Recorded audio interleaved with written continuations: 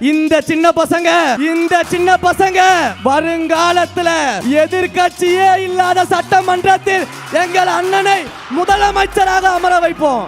இது வருங்காலத்தின் வரலாறாக மாறும். சின்ன பசங்க ஏளனமா பார்க்காதீங்க.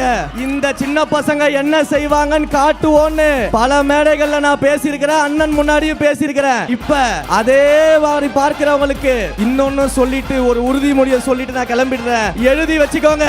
இந்த சின்ன பசங்க வருங்காலத்துல எதிர்கட்சியே இல்லாத சட்டமன்றத்தில் எங்கள் அண்ணனை முதலமைச்சராக அமர வைப்போம். இது வருங்காலத்தின் வரலாறாக மாறும். மாண்புமிகு முதலமைச்சர் அவர்களுக்கு என்னுடைய நெஞ்சார்ந்த நன்றியை தெரிவிச்சுக்கிறேன். அன்னை தமிழிற்கு முதல் வணக்கம். என் ஆருயிரான தலைவர் தளபதி அவர்களுக்கு உயிர் வணக்கம்.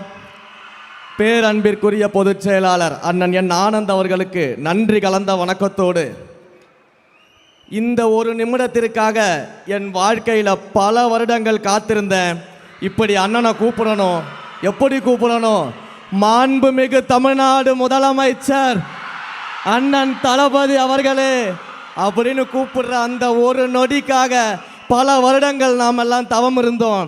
அந்த தவம் இன்றைக்கு நிறைவேறி இருக்கிறது.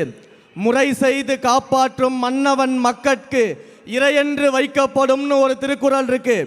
நீதி நெறி தவறாமல் ஆட்சி நடத்தும் ஆட்சியாளரை மக்கள் தலைவராக இறைவனாக கொண்டாடுவார்கள் அப்படிங்கிற திருக்குறள் நம்முடைய மாண்புமிகு முதலமைச்சர் அவர்களுக்கு பொருந்தும்.